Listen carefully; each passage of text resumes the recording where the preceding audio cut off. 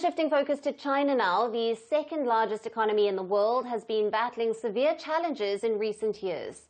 And to combat this crisis, the Xi Jinping administration has been devising several schemes, many of which are being labeled as desperate by experts.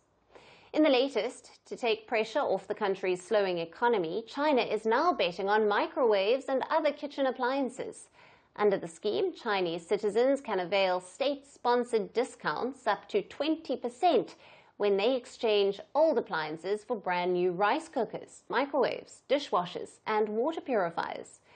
Beijing has earmarked a budget of $11 billion to expand this home appliance trade-in scheme. The scheme previously covered heavyweight consumer items such as electric and hybrid vehicles, as well as smartphones, televisions, and tablets. Kitchen appliances are the latest addition to the list. Sounds bizarre, doesn't it? But China views this as a foolproof economic plan. Beijing aims to revive its weak consumer demand and to drive an uptick in spending with this scheme. China's Ministry of Commerce has already hailed the latest scheme, saying that the policies have boosted sales of big-ticket items such as home appliances and cars. The country's top economic planning body says the schemes were launched in March but have already shown visible effects. In recent months, China has been pushing more measures to support its domestic economy, as its exporters face growing challenges. China is struggling to recover completely from the impact of the COVID shutdown and is still waiting for its economy to rebound to the pre-pandemic levels. China's GDP growth dropped from 6.5% before the pandemic to just 5.2% in 2023. China is due to announce its 2024 economic growth figures next week, which Beijing says it expects will be around 5%. The spending power is on the decline due to weak consumer demand. Less and less Chinese people have disposable income. At the same time, China is facing a demographic challenge. Its workforce is shrinking due to a rapidly aging population.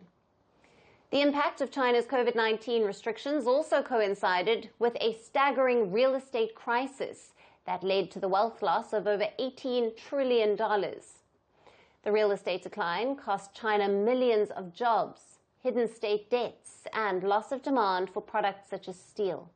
The sector was previously a significant driver of economic growth. To add to its troubles, China now also faces a looming threat of trade tariffs from the United States. U.S. President-elect Donald Trump has threatened to impose a 60% tariff on Chinese-made products, which means that the worst for Chinese economy could possibly lie ahead. Now, Chinese President Xi Jinping, in his New Year's address, admitted the uncertainties in external environment as a challenge for the country's economy. The current economic operation now faces some new conditions, including challenges of uncertainties in the external environment and pressure of transformation from old growth drivers into new ones. But we can prevail with our hard work.